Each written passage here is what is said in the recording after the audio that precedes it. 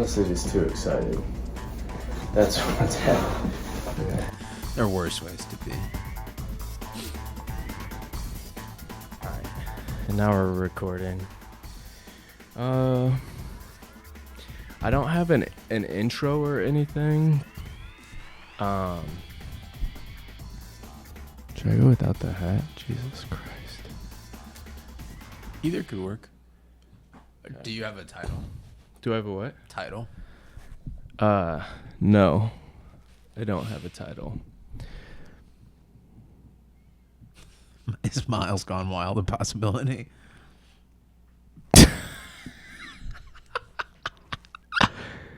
Dude, that's like the best. Yeah. That would be probably the best. Miles Gone Wild. I love the word wild and exactly what it means too, so that encompasses a lot. That's one reason why I'm suggesting it. Yeah, that's fair. Yeah. Okay. Also, like, Girls Gone Wild has really diminished in its cultural currency. Yep. But it does have a certain valence to people of our generation. Yes. So when they hear it, they are like, it does bring them back, even though it's not like a current thing. Yeah, it's a great thing to be brought back to. It was such a phenomena. It was. Yeah. Well, I guess welcome to Miles Gone Wild. Sick. That'd be dope. The only question now is wild spelled with a Y? Oh. Do you like symmetry or asymmetry more? That's fun. But wild with the I is fun too. Yeah. I wonder what that would look like visually. Wild with a Y. I'm like thinking of like how to introduce you and honestly how to introduce people in general. It's like, well, do I say like how we met or this is so and so, right? But then like today I was like, nah, let's just drop in a conversation. I don't know, it's kind of like a little bit more interesting. Yeah, well, why don't we talk and then maybe we can refer back to our origin story if it, is relevant, which could happen and does happen. Yeah. I'll give a hint. I'll foreshadow a little bit. If we just met in primary school, I wouldn't think it was so important to tell the origin story. But ours is a little more reflective of like both our What natures. Do you mean meeting in primary school? Like if it was like, we were on the same soccer team as kids, I'd be like, okay, like the audience doesn't need to know that necessarily. But I feel like our origin story is a little bit more of an affirmation that particular kinds of magic are real. And so that feels more worth sharing when the time comes. Yeah. When the time comes. So do you want to tell me the thought process you had about 10 minutes ago? That was very vivid on your face, but you didn't really narrate it. What was the thought process? Well, you were telling me about this guy on Facebook who was using the term code switch to mean queer people vacillating between different modes depending on the environment. Yeah. Well, I guess I was taking into account my own experience of like where have I code switched or what in my lived experience has been that way. Whether it's like being extra masculine or like one code switching that I like is kind of like a predominant one is, this might sound silly, I don't know, but it's like coming across less intelligent. It's like I don't know. It's like something I've consciously done throughout my life in different environments. It's like not surprising at all. Like just coming off a little bit more simple than I actually am to make like other people feel comfortable. Not discussed often enough, but necessary. Yeah. I've been in a lot of environments like that, and it it it can become tricky. I'm thinking of moments right now where it's like I might slip up and articulate myself too thoroughly, and that might reveal like, some level of intellect that feels intimidating or uncomfortable to people. That's funny. Last time I was at like a family gathering, my uncle asked me about my ability to do what you're describing. He was like, I'm assuming that most of the time when you move through the world, you try to like play it low so people don't get mad at you. And it was just interesting to hear someone say they assumed that. And I mean, I know what he means, not to put him on blast, but he's saying that because he does it. But it was just kind of illuminating to hear someone spell that out. Of course, I told him like, I'm probably not as good at it as I should be, but we didn't get that deep into it, but I was like, I definitely know what you're talking about. But between him saying that and you saying it, I could probably still only count on two hands the amount of times I've heard people explicitly mention that one of the codes that you need to be conversant in this cultural landscape is the I'm simple code. And that maybe more environments than not, in my opinion, request, if not demand, that of us. Yeah, I mean, is it not commonly stated because it's like there's more people in the population who, are just a little bit more like simple about the way they approach reality versus like people who are like hyper complex. And so we're more in a society where it's like, hey, the norm is reality TV. It's like this two-dimensional brain. And so, in more spaces, it's like present yourself closer to a two-dimensional thinker than, multi-dimensional. Yeah, maybe also the aversion to admitting it the way you just did is related to kind of like a hyper anti-elitism thing that happens in the U.S. where like you're supposed to present yourself as if you're like one of the common people, and that doesn't just pertain to intellect, right? It also pertains to wealth. Like you have a lot of rich people who say I'm upper middle class. This idea that if you acknowledge your actual station in the culture, economically, in terms of education, in terms of intellect, that's a faux pas, right? I think it's related to that. Man, I'll say it. I'll take it the next step. I think it's also just like a baseline anti-intellectualism. Okay. I think it's a baseline anti-intellectualism. I also think another thing that came to my mind is the aspect of, this might be really funny to you, man. The aspect of like what we're actually all doing is actually pretty dumb. And it's like not to be acknowledged because it maybe reveals the absurdity of the setup that we're in. So it's like, right? So it's like, pushing a cart in the grocery store, like making money to buy food is kind of like a really silly process, but we don't feel it's dumb until maybe, someone is like speaking about the system and breaking it down and its absurdities, and it then makes you feel dumb to be a part of it. So we all just don't talk on an intellectual level because, I mean, on one point it's like an anti-intellectualism, but it's like, why would we arrive to being against being complex or like taking in the situation at its fullest capacity? And so a lot of things to hide in it, probably. No, I think that's really well put. You would probably like this John Gann's essay. It's short. It's called "Is It Performative or Just Stupid?" And like, there's a few different arguments he's making, but one of the things he brings up is that in the U.S., complex sounding but ultimately empty phrases are always going to be vogue because there's sort of like this fear of naming to your point, naming things as they are. And he goes as far back, and I say Gans is a contemporary writer, but he goes as far back as Alexis de Tocqueville, which I'm not sure what century that is, but it's like at least 200 years ago. And Alexis de Tocqueville, I think he's like a Dutch dude. And he was, a social observer, and one of his big takeaways about the American experiment is that we really like to bandy about phrases that sound like they mean something but ultimately are not descriptive.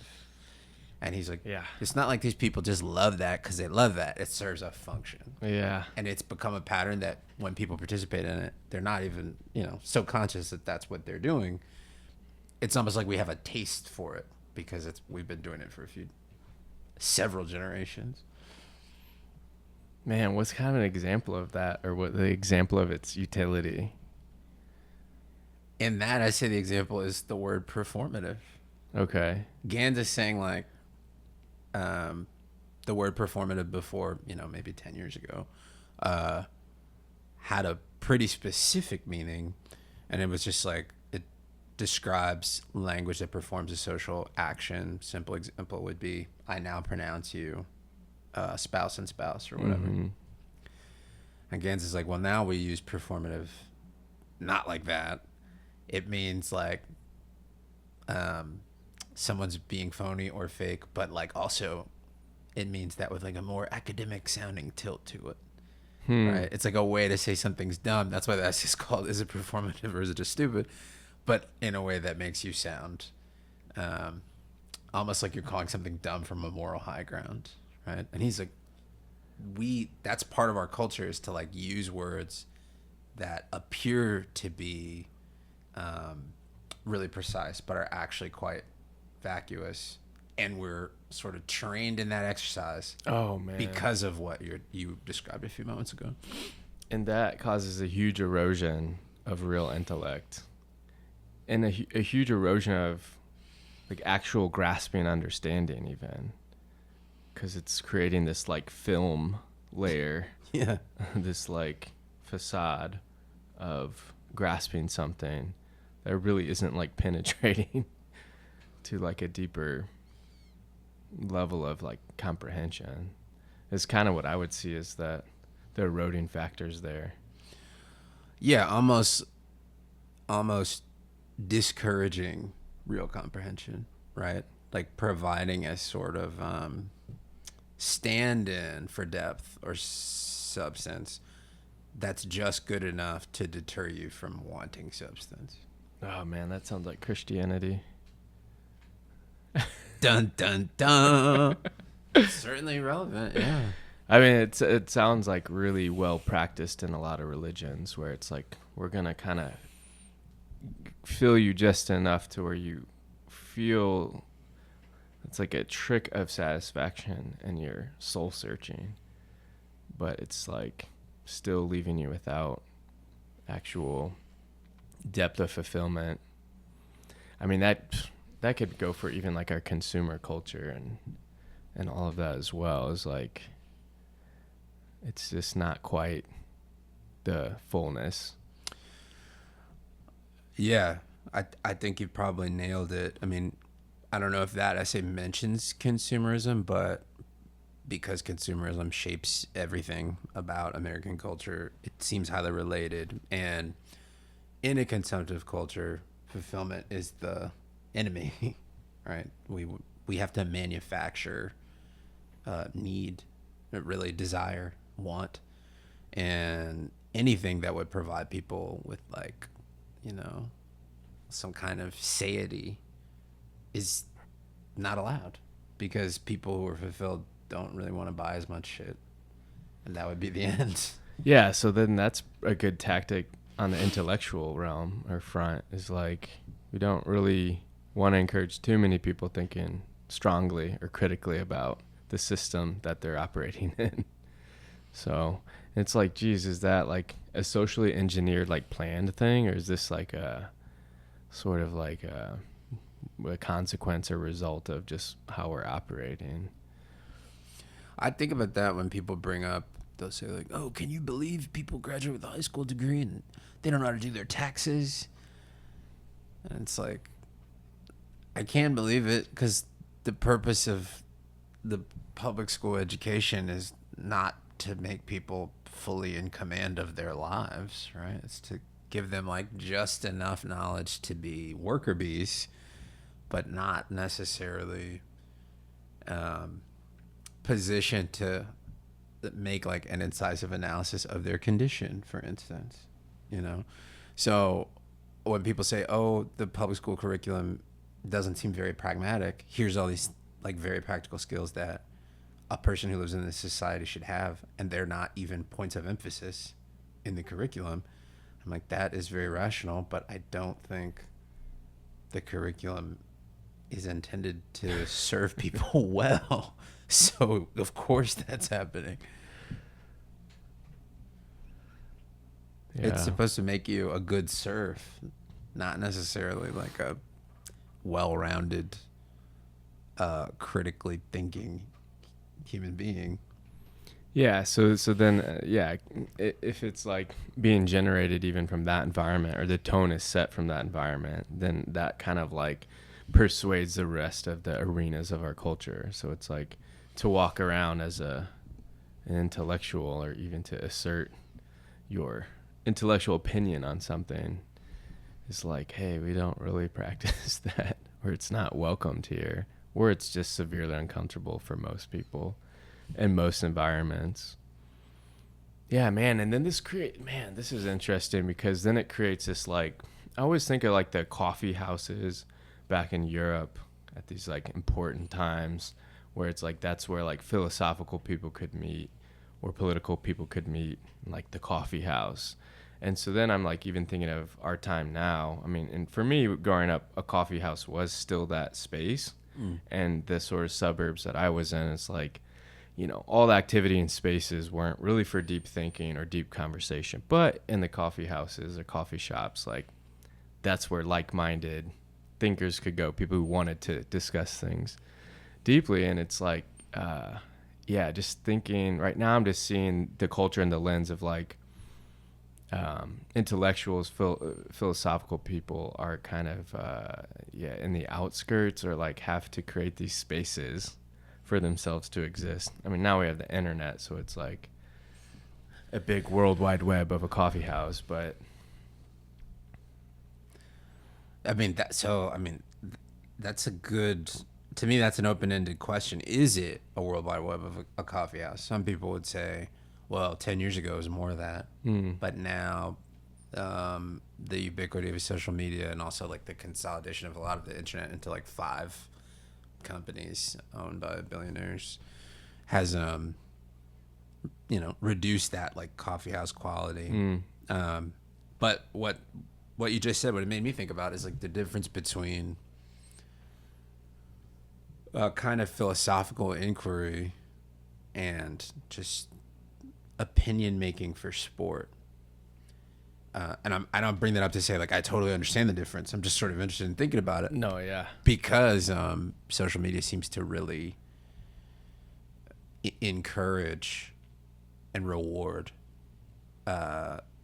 opinion making for sport, where the objective of the opinion making is not to advance truth or understanding, but to be provocative for its own sake, because reactivity has been monetized, right? So the one way to like think about the trickle down effect of that is how often you hear someone just colloquially say, "Here's my hot take." Yeah. Right. And I'm always like, I don't want to hear any hot takes. Like I'm interested in what you have to say, but saying something that's half baked and provocative just for the sake of getting a reaction is exactly the opposite kind of conversation I want to have. Sure. Well, it's certainly an art form now, and performative.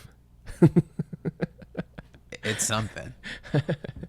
Performative in the definition we were talking about earlier.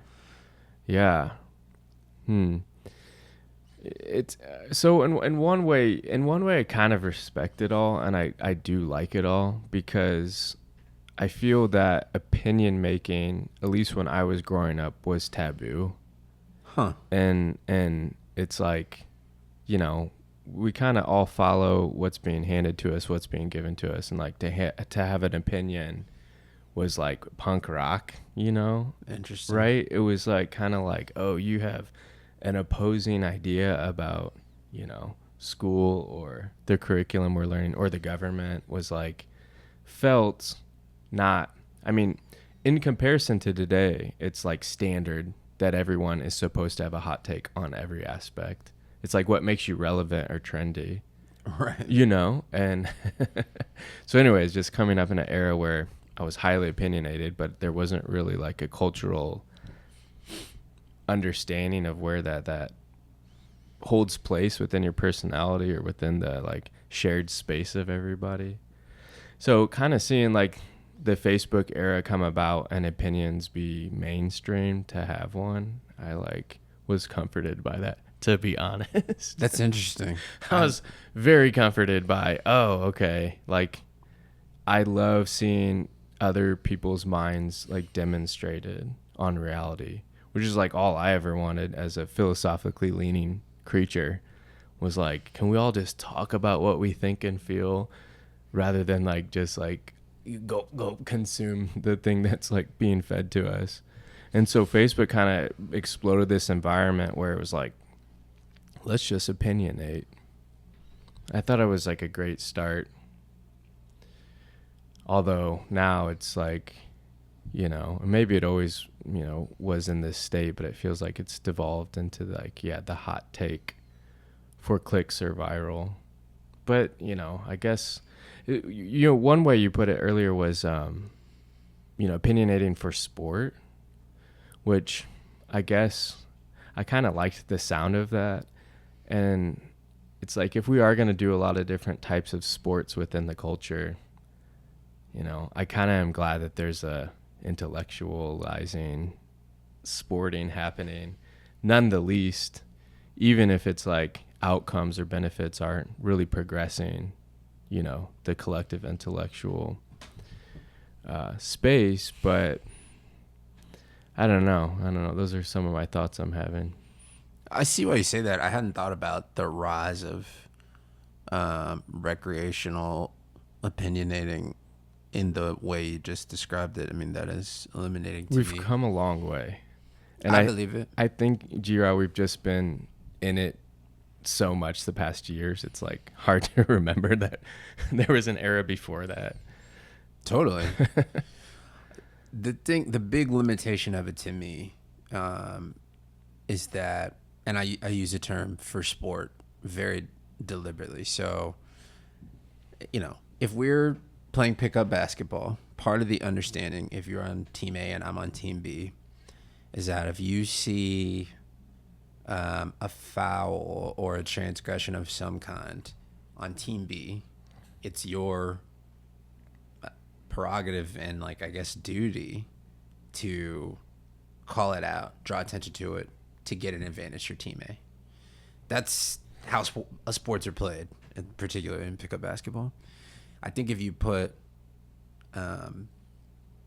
intellectual inquiry in those sporty terms, it becomes this sort of way of increasing polarization, right?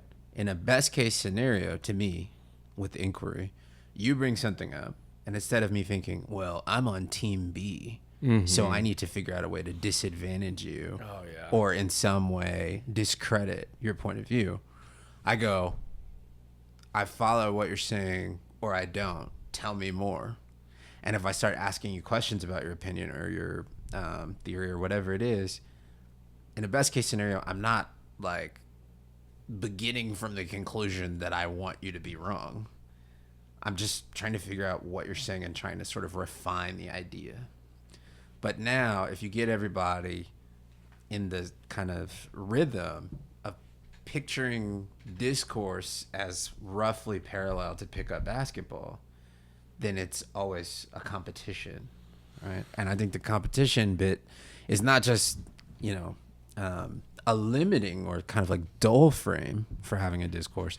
I think it actually is counterproductive to advancing mutual understanding, right? The idea of advancing mutual understanding isn't even on the table anymore because we're thinking in these pickup basketball terms. I need to win. I need to be the victor. I need to be on the team that has the right answer. Shoot. Yeah, that's right. Yeah, that's exactly how it is going. Yeah. Yeah, this binary like two sides like take on everything. I mean, I was talking about this the other day about the Pepsi and Coca-Cola clubs referring to the Dems and the Reps, and it's like, is it, it's kind of like suggesting that it's like that because the base of like human thinking is like two sides. It's like good and bad. It's like that's the baseline of all perspectives or thinking. Like it starts there. Like you split one thing into two. And was suggesting that that's like the most basic, most common way to think about things in reality is like two. And so, yeah, it's like, it's no wonder that our sports is always against two teams at one time. There's not even like a sport where three teams are playing at once, or four, at least that I can think of. So certainly not a dominant sport, no. Yeah. So, lots of board games, but then board games are like usually in this like more intellectual realm. It's not like a sport realm. So it's interesting to think about what takes precedence in our society is the two team, sport. And then when we start to make opinionating into a sport, it is like most people play on two sides, with two sides. Yeah. I certainly like to play with multiple angles at once. Yeah. And what's frustrating, okay, so I will say, the initial, onset of social media and then this normalization of like your grandma has an opinion, your uncle has an opinion, your neighbor, everyone has an opinion. It's like, this is a great thing happening to us that, I would love that we're required to have an opinion about something, but it's become where it is like that, where it's like you have to have an opinion about something. And so people aren't really thinking things out thoroughly, and it's easy to adopt a line of thinking from team A or team B, and then you're like, yeah, I got it all settled, I have all my opinions settled, and this facade of that you've thought through it all, when really you're just like taking on this other group's ideas or opinions. But what I'm getting at is yeah, it's like now it's like, especially in election season we're in right now, it's like you try to state something and then people flock to it and they'll put it in one category or the other. It's like the amount of times people are like, you liberal. Right. And I'm like, what are you talking about? Or like, you're a Republican. It's like, what are you talking about? Like, is that the only? Okay, so you have to just put it in two buckets. That's what we're playing. It's same with Christianity too. It's like, I make any comment about that, it's like, well, you're not Christian, or oh, I see that you are, and it's like, okay, that's and that is like not healthy in my opinion. Like that's what I feel like is the degradation of opinionating and thinking in general. Is probably that we've made it into sport where it used to be reserved for people who actually spent a lot of time thinking in great ways about things and arrived to many different, conclusions of how things can be, or expanded categories or meshed categories together. And, you make it for sport for the masses, and we're like really stuck in a binary categorization. And yeah, it's like, has that made us more distinct in the two category thinking? Well, you referenced time, like maybe in a previous zeitgeist, we thought about opinions as being reserved for people who spent a lot of time developing them.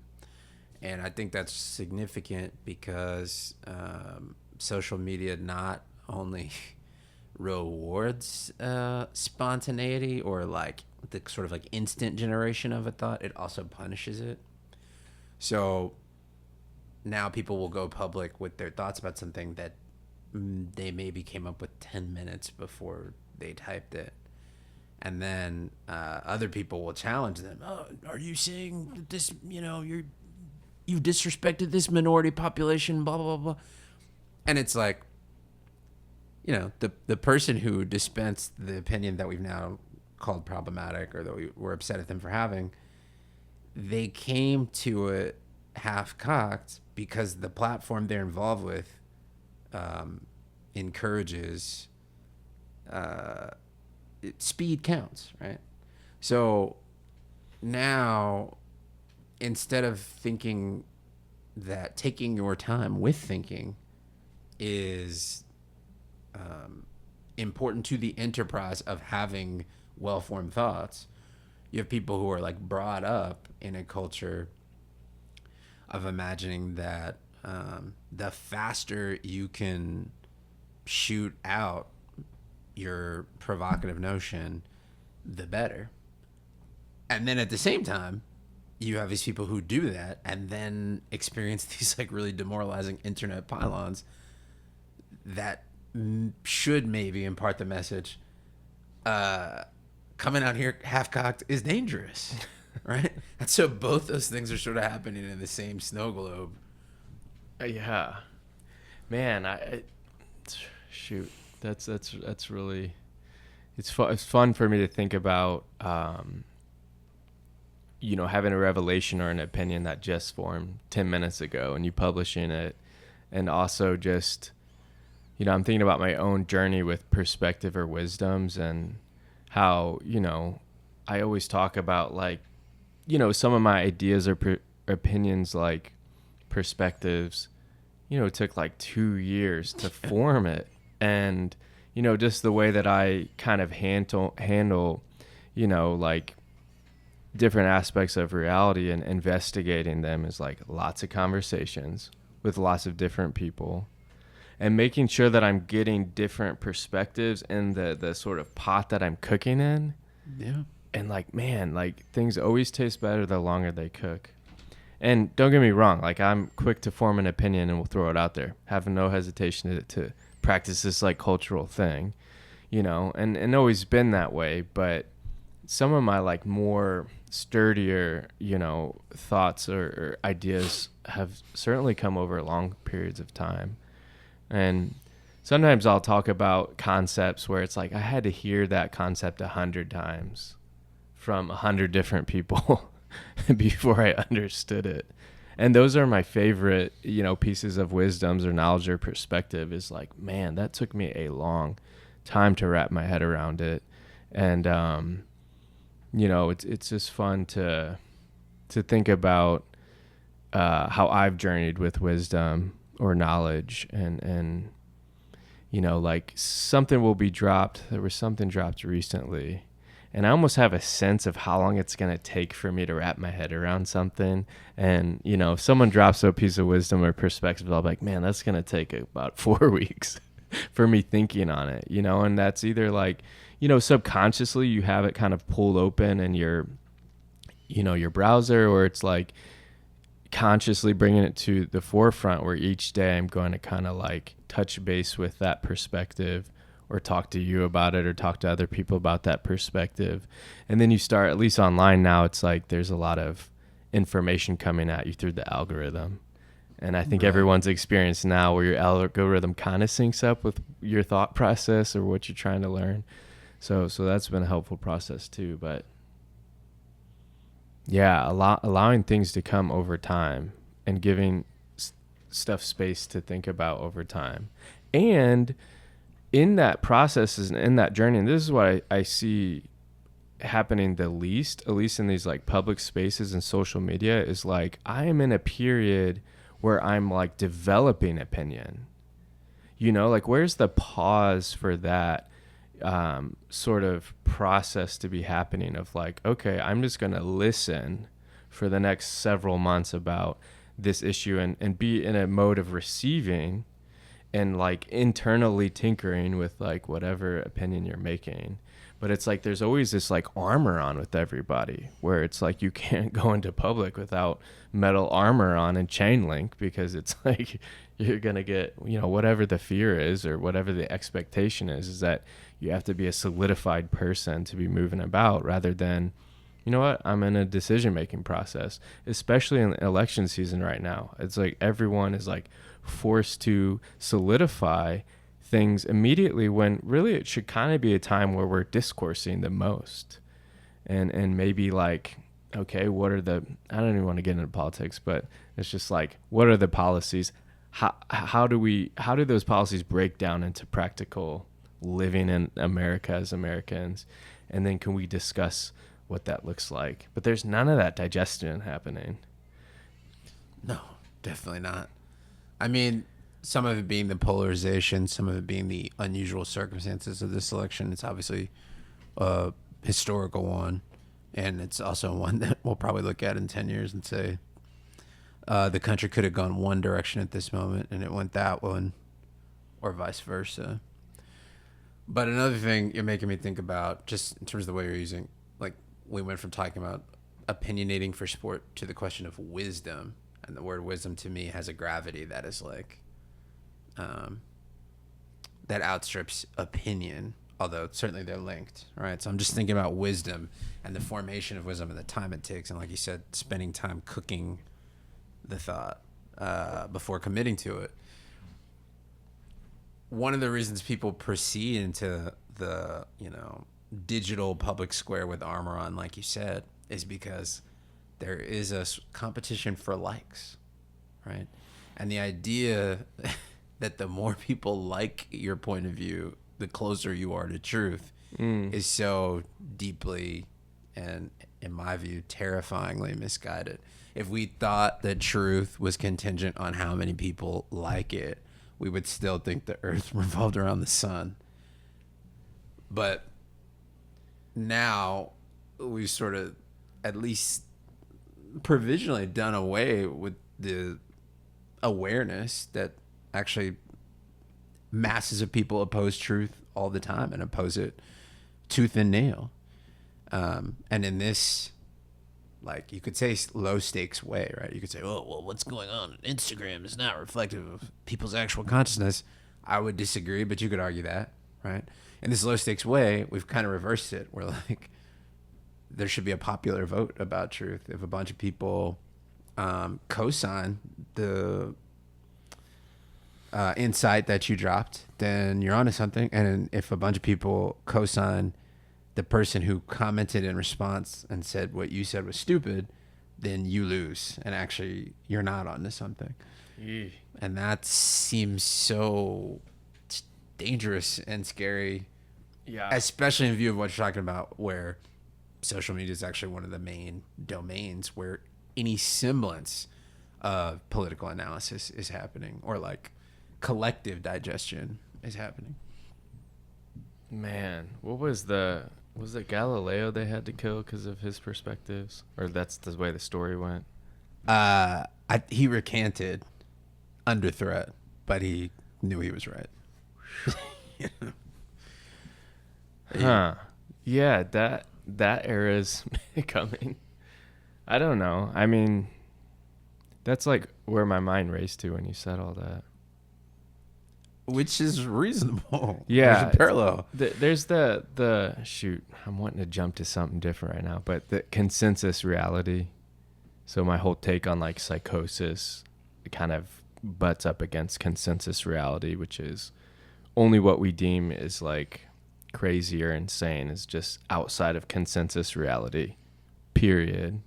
So, but I don't quite want to go down there because I want to stay on this whole thing of like, yeah, the consensus of opinion and that it could be severely inaccurate. Yeah, and the fact that isn't like on the forefront of all of our sort of minds of like, hey, when we're liking everything or when we're taking a consensus vote, like we should keep in mind that we've all, ancestors included, like done this wrong at times, and popular vote doesn't mean truth. And, I guess there are portions of the population who are really conscious of that, you know. But the problem with, like, I guess it falls into the team thing where it's like there may be teams or people who are like, we know that this is possible, right? Like people voting for this other candidate, they're all wrong. But the problem with that is, that they go, because we're right. And you're excusing yourself of the fact that you could be a part of the population and the popular vote that is also not accurate to reality in some way, shape, or form. Yeah. Yeah, it's we're like currently in a us them society, but I'm even thinking of like the Inquisition days of like, was it predominantly one take and then there was just like very few outliers, where right now we have like two hemispheres, to the brain of America, where it's like quite a lot of people are over there, quite a lot of people are on this other side, where you think of like the Roman Catholic rule, which is the Catholic rule of like there was no two-party system under that. It's like there was a one-party system. Yeah.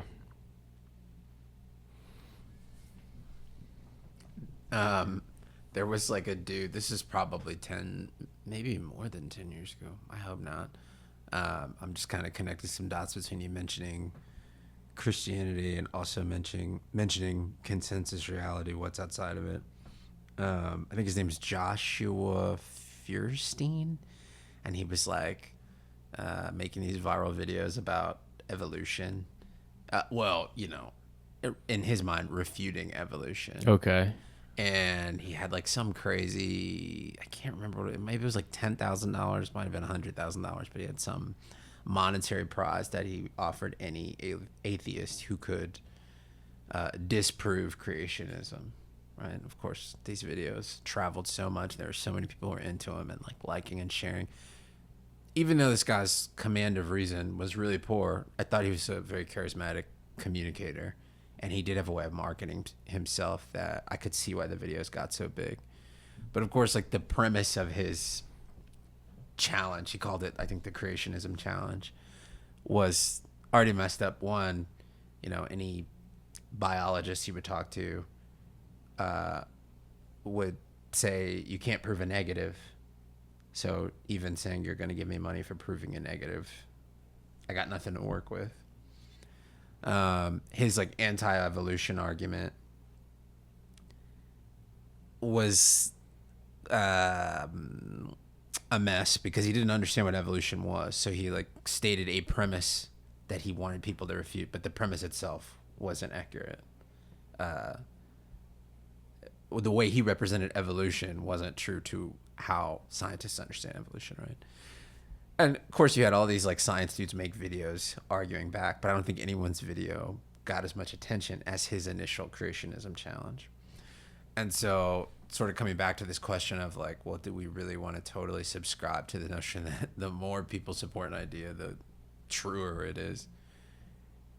The more distorted but provocative thing that Feuerstein was doing got way more traction than the kind of more careful, methodical, scientific responses to it, right?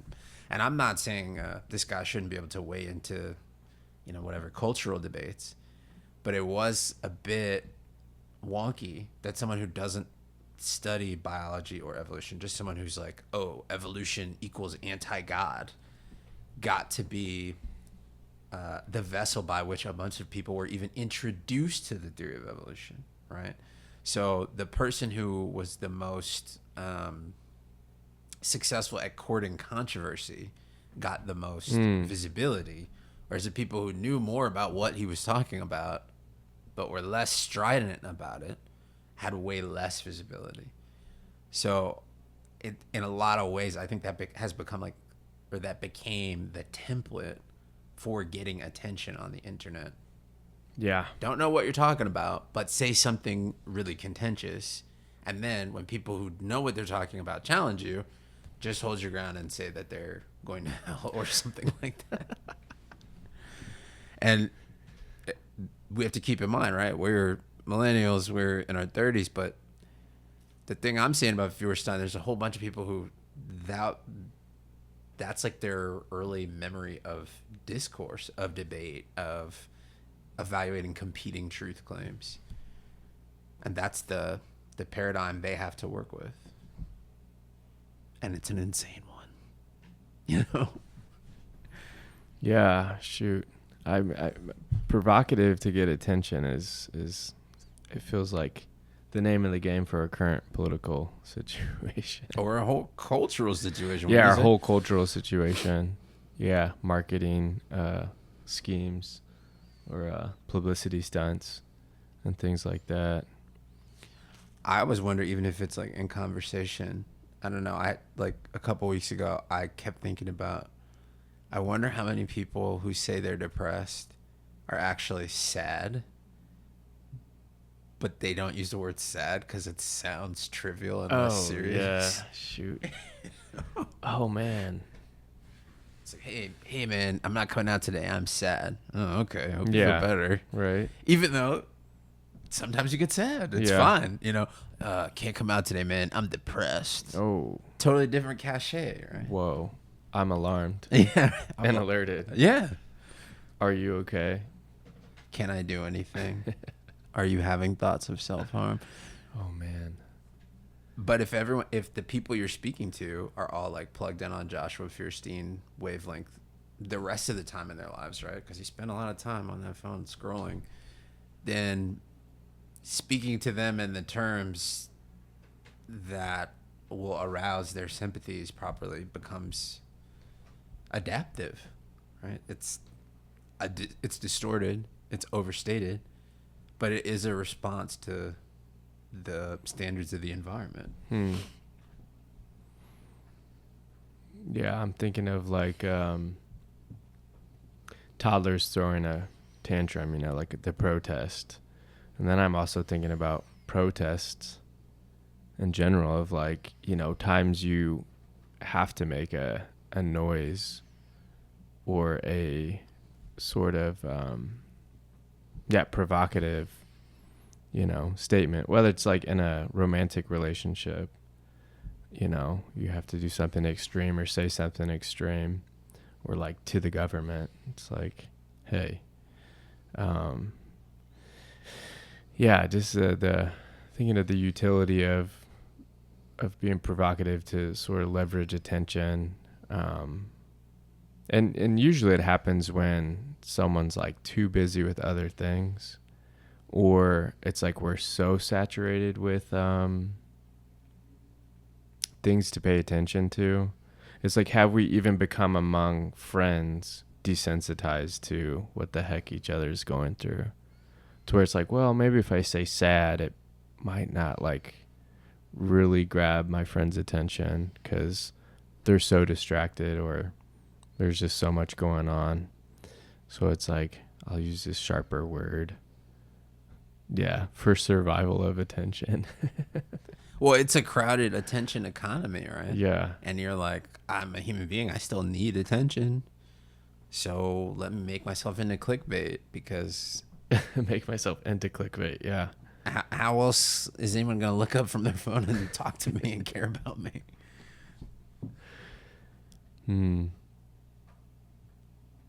Shoot, we were talking about ADHD the other day.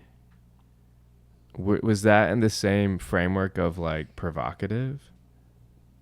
I'm trying to remember. Yeah. Well, it's definitely in the same framework of people's responses to an incredibly competitive attention economy. And I would say it's also related to the polarization and this kind of sense that I think you said earlier that where once you might take on a sort of philosophical position after a lot of thought now you almost take on a philosophical position as a function of being on a team. It's like putting on a jersey rather than evaluating claims. I think people's haste to assign themselves labels is related to this tendency to think in terms of camps and like wanting to be aligned with the right camp or wanting to be aligned with a distinct camp. Camp that has a quality that makes them different. And oh yeah, I guess it is similar to like sad versus depressed, right? It's like you could say, man, I'm living in a really competitive attention economy. My phone keeps beeping. I have all these emails, et cetera, et cetera. I'm having trouble locking in and getting tasks done. You could say that. Or you could say, I must be ADHD. That slaps. That slaps and that hits. Man. Which we discussed this the other day, but, you know, just to jump over it and back to it is like that.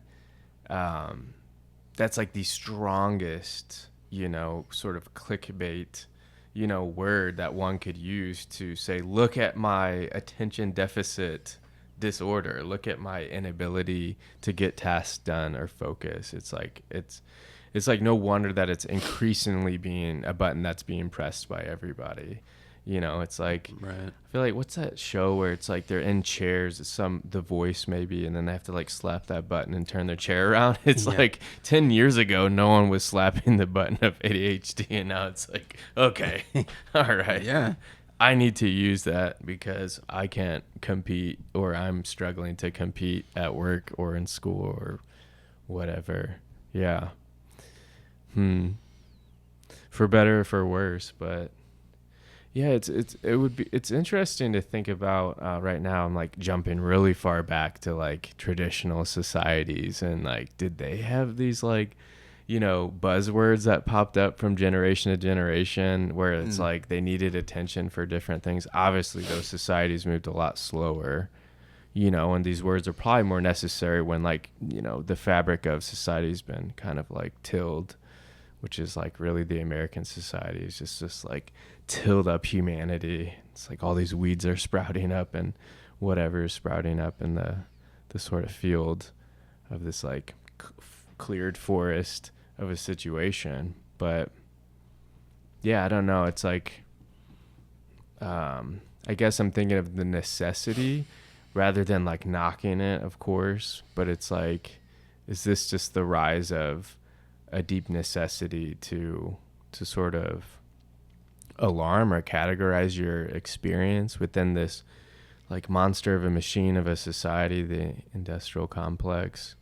Or is it kind of I don't know, I guess a trend in a sort where it's like not solving the problem, but it's like just keeping the problem, it's like, I don't know, cooled or stilled. Yeah, we were talking about ADHD in regards to you know, performing in a workspace and that being excused, you know, so like getting more time to get work completed or whatever. And so it was like bending and changing the current structure of things. So it's like that could be a utility of solution. Absolutely. The other dimension of it that has been more surprising to me, less intuitive, is how many people will say, oh, I have ADHD and that means I perceive reality so differently and I'm engaging with art differently. I think about time differently. When I hear people say that, I'm always curious, like, what is the baseline they're defining themselves against? Like how do they think most people experience time, experience media? Like, I don't think we actually know. So the inclination to self-exceptionalize to me is wobbly. Yeah. But this might seem like an extreme tangent, but I was thinking about what's that name? Oh yeah, the Usher song Confessions Part 2, and just thinking about the structure of that song. And when I say structure, I mean almost its lack of structure. It has verses, it has a chorus, But if you really broke down how it's put together, it's like, who would think of this? It's so asymmetrical and weird. Like, the nature of a pop song usually is that most people are never going to think about the structure if the melody's good. Most people just follow the melody. They're not like, oh, well, is this the verse? Is this the bridge, right? And it has a great melody. But it also has like 4 or 5 different melodies. And it came out, 25 years ago, I think. But now when I listen to it, I think about people who say they have ADHD and how their like brains go in different directions. And I'm like, I don't know if Usher has ADHD or not. I don't know who he co-wrote the song with. I don't want to make any presumptions about the origins of it, but human beings put things together in unexpected sequences and orders all the time, and we'd go with it. It helps if they're geniuses, right? Which I would argue Usher is, but still, there's a lot of stuff in your civilization, in your culture, that's like pretty bizarre or idiosyncratically constructed, and if it reaches the center of culture, we mostly forget how weird it is. Yeah. But I think it speaks to the ambiguity of that baseline against which people with ADHD are defining themselves, right? It's probably we're all in a continuum in terms of how we negotiate attention, rather than it's differences of degree rather than category. Mm-hmm. But still,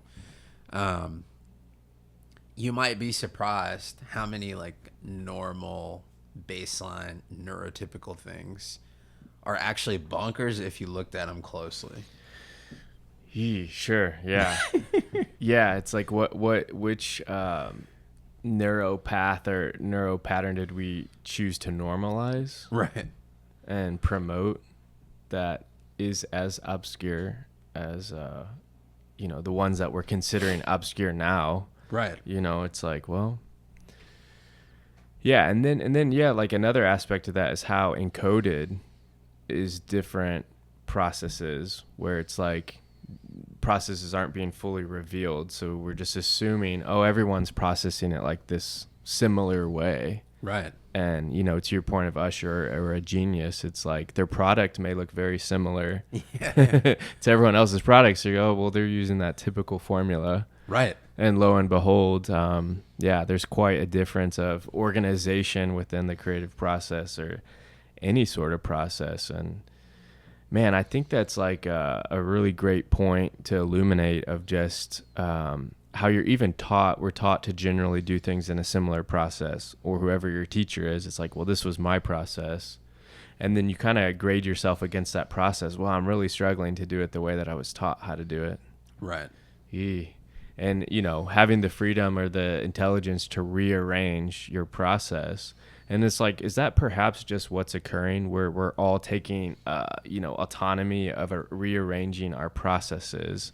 And we're safeguarding that by calling it ADHD, where ADHD becomes this shield against judgment of how I'm creatively rearranging my process. Right. And so it's like, yeah, it's like the validation of using the word ADHD as a shield to say, let me go over here and really figure out how I can best arrange it. Well, and if you're doing that, and that's the difference is we're using the word ADHD or even medicating it while still practicing the process that didn't help you in the first place. That was something that kind of came up after the fact, was just like, or it was like a quote by somebody. I think I sent it over to you. You did, yeah. Yeah. And, he was just suggesting like, so we're going to take medication to treat attention deficit or the inability to carry out a task, from point A to point B. Yet we're not going to change our approach to our tasks. I think that's kind of what he was getting at. There's a deeper angle to it, but it was something to that effect. And so, this is exactly what it was. It was talking about training yourself by only being productive through procrastination. So you're only really motivated to do tasks at the pressure of the last minute, that sort of adrenaline rush. And so it was suggesting that just because you take a focus pill doesn't mean that you change that behavior of procrastination to where you're only really motivated to do something at the last, bit of your deadline or time frame. And I thought that was pretty revelatory of like, there's a difference between treating your chemically produced attention span versus like your actual behavior or like how you choose to approach tasks. And those are like probably two separate things. But what I was specifically just talking about was really like the rearrangement of your process in a way that garners naturally produced attention within your brain arrangement versus like chemically inducing focus and then forcing yourself to do the process that naturally didn't even serve your attention in the first place. Yeah. And, I mean, I think you're already alluding to this. I'm just pulling it out a little bit more. That natural process that seemed unwieldy might actually have something to offer, and not just for yourself. Like, I guess to use the Usher song again, it's like sometimes the unorthodox way of doing something has a value if it's allowed to be seen to fruition, right? The thing that before there's a product sounds totally counterintuitive might actually be the root to coming up with something that other people will subsequently prefer to something conceived by a more linear process. Yep. Yeah, I loved the exploration of like in school and in class when it was like group projects. That whole concept to me always like cracked me the fuck up when it happened in class. I don't know why. Just like it like literally cracked me up to my core when the teacher would be like, "We're gonna do a group project." It's just like, what the fuck? It just was such. It was just like, I don't know. I'm gonna talk about it a little bit more because it like really cracked me up. But it's like you have these individual tables and your desk and your chair and everything is our academic experience was an individual experience. And then there'd be this like just obscure moment where a teacher would decide to do something in a group project. And whether it was like for group building dynamics, but all the time it didn't feel like the intention was a group building dynamic. And I don't know exactly what all the intentions were behind group projects. However, it excited my brain and process that likes probably a variety of things. And so it was like made me giddy because it's like, oh man, this is a different arrangement to arrive to a task or to perform a task. Totally. Yeah. And so another thing is like it helped expose me to other people's processes, right? So, you're in a group project and, you get to talk together about how are we going to approach this? And man, I loved hearing like other people's ideas that was like, I would not come up with that way, but I really dig that. Yeah. And it makes a lot more sense to me than what I was working with in the first place. Group projects. Yeah. Sharing and exposing together, like what is the best way or what's another way to accomplish something feels like really useful and helpful. Me and my brother have a running joke that group projects are the one part of like primary education that perfectly foreshadow adult life. Okay. Because that's big facts.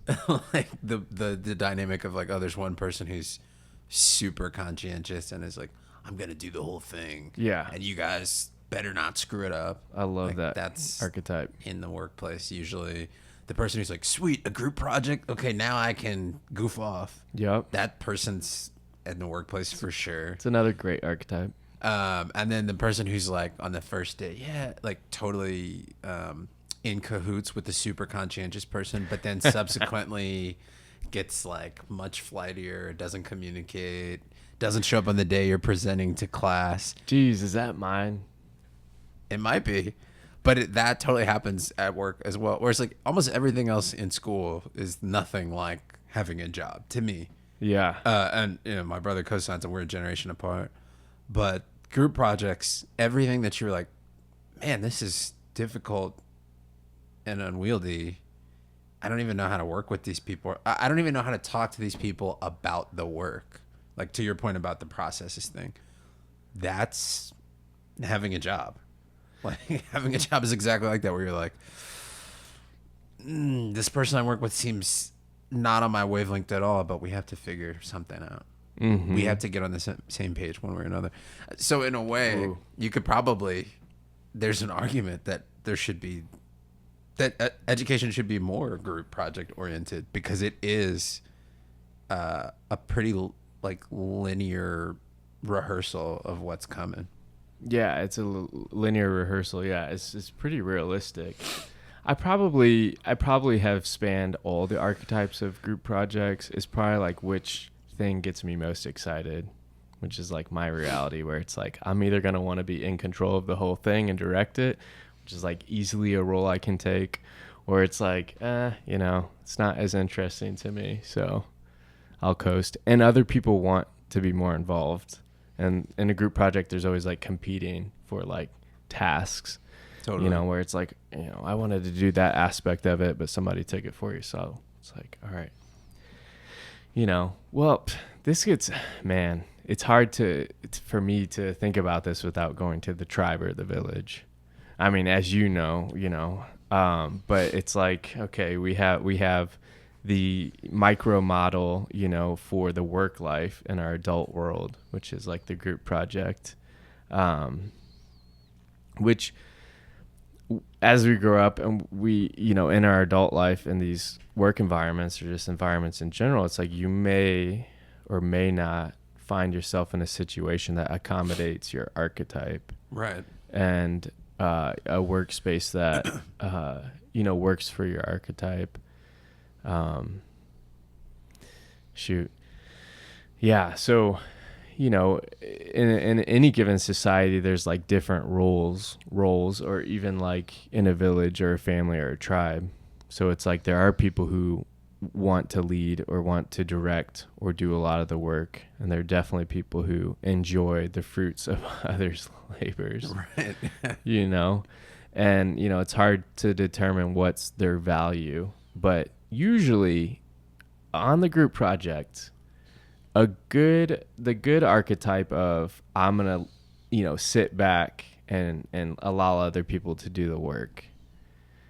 A good version of that person is the comedian, like if that person is fulfilling the role of like bringing the snacks or like bringing the jokes and like restoking the energy of the room, it's like pure value, in a way that's not tangible to the academic setting, but it's certainly very tangible on the productivity, side of it. And so it's like in our society, we have these comedians, and in between, you're working or your break or at home, we do listen to those people and they restoke our fire to go back to work and to be motivated to keep going. And so I think what I'm getting at in this moment is like, there's a lost value for people who don't quote unquote do anything. And we're not talking about people who don't do anything, right? We're specifically talking about people who don't do the productive things of the industrial complex or the academic realm, but they, enrich the environment with, the gifting of their personality or like, talking about their humor or adding in, you can have someone on a group project who doesn't contribute a lot. And maybe on the last day of completion or the first day of brainstorming, they have one perspective that they offer that shifts everything into place and everything into motion. And, I often sort of think about that archetype in that manner where it's like, if you have someone in your society or your village who doesn't farm, they don't, make baskets, or they're not a part of the politics of it all, but they just are constantly showing up to, the feasts, they're hanging around, right?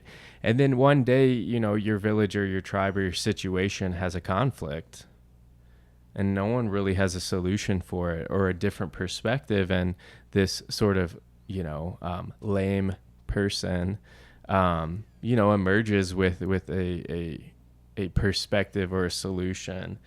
And I really value people who, might be lazy, let's just call it that, like their whole lives, or, not even to get into homeless people, but, people who are just meant to be around.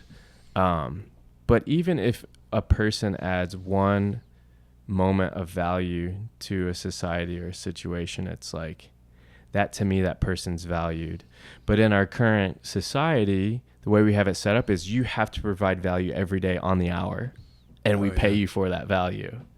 And so it's like we can't really take someone's whole life and measure that they contributed one powerful thing to our society.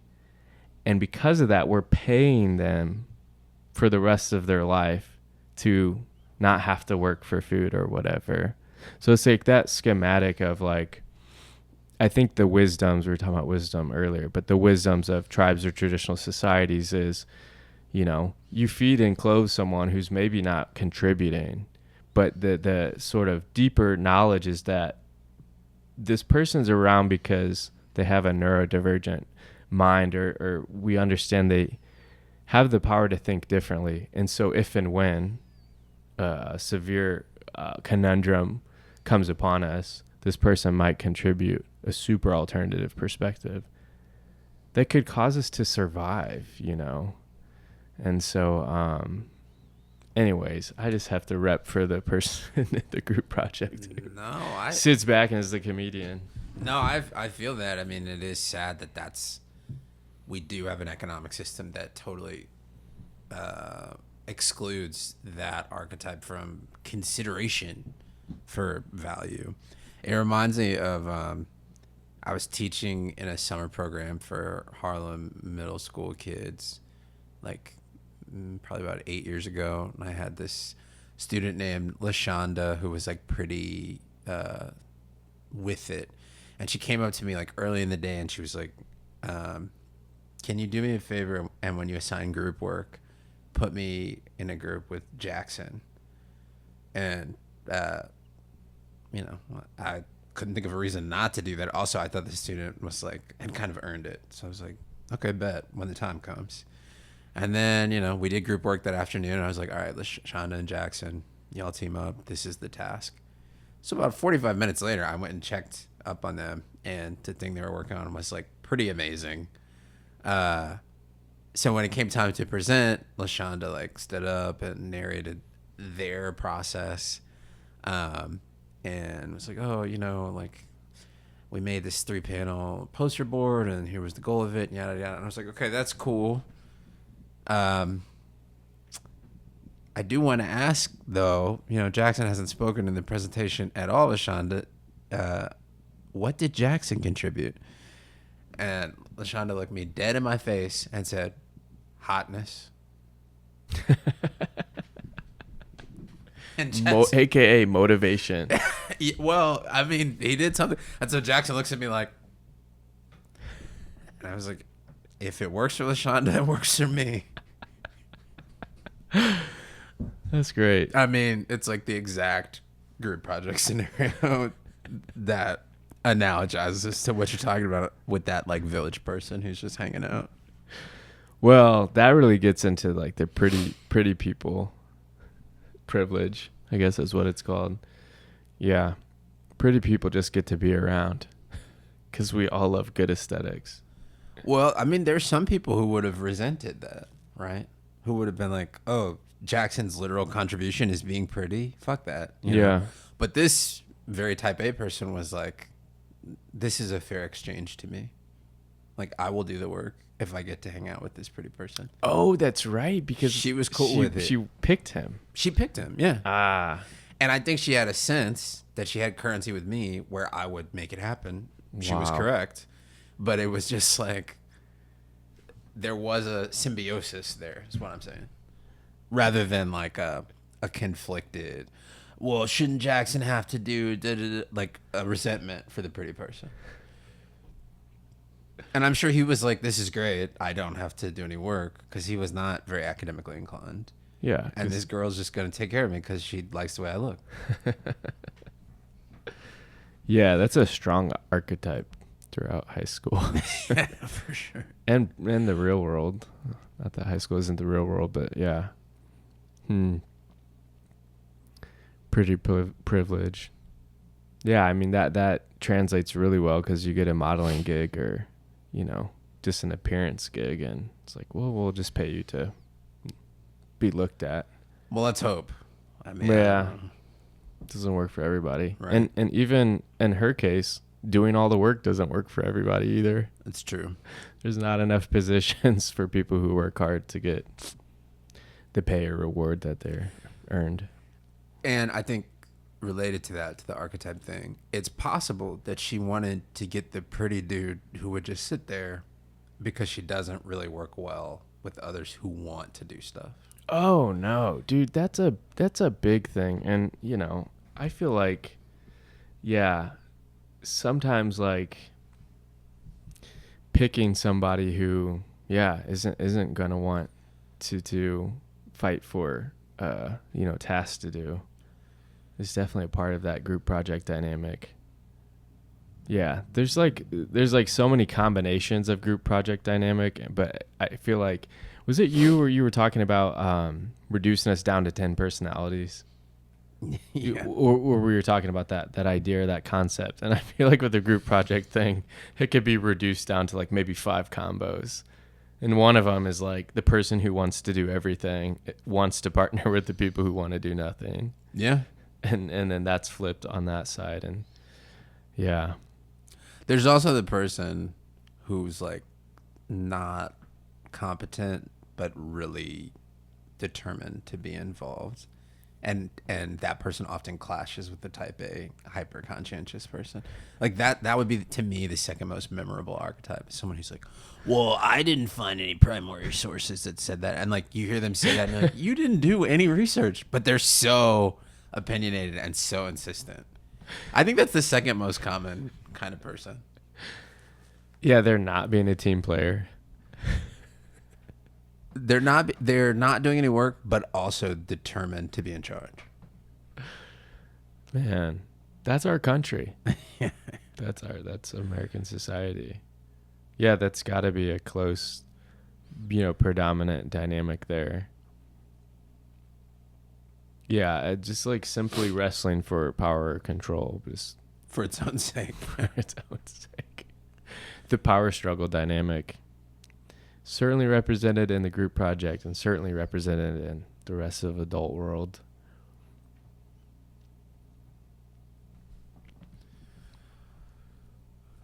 Yeah, I mean, it reminds me of like when you try to plan a vacation with your friends or whatever, and which is not, I should be clear, it's not a situation I've actually ever been in. I've only done it with like work people where I didn't even want to go on the trip, but it's work required. But there's some people who are like, I will take on the job of logistics. Mm-hmm. And then you have like another person who's like not taking it on, but has 50 different requests or imperatives about how the logistics should go. And I notice in all those situations, I'm always the person who's like, I don't care what we do. You guys just, like, whoever wants to get it done, just get it done, which is generally taken as a sort of implausible position. Right? It's like, you don't have an opinion, you actually don't care. So attempting that not to stir the pot actually becomes like another way of stirring the pot. You have like the person doing the work, the person who's not doing any work but is like has all these rules or like suggestions. And then you have someone who's like, I don't want to get in the way, but not wanting to get in the way is then taken as contentious as well. If only I looked like Jackson. Make the whole thing easier. Who's saying that you don't look like Jackson? Yeah, fair enough. Where are the haters at? Man. How long do you think we've been talking? An hour, 19 minutes. Okay. Wow. That's fair. What's the outro? Dude, yesterday or the other day I was recording with that guy. I was like, oh, now the outro has to happen. Which is like almost as complicated as an intro. Think you need a catchphrase. Yeah, I mean, of course. Well, dude, that's what I was brainstorming yesterday and today was just like, there's all these like intro formats, and so I was like, well, what if it just started like an anti-intro situation? Well, I mean, you need a hook.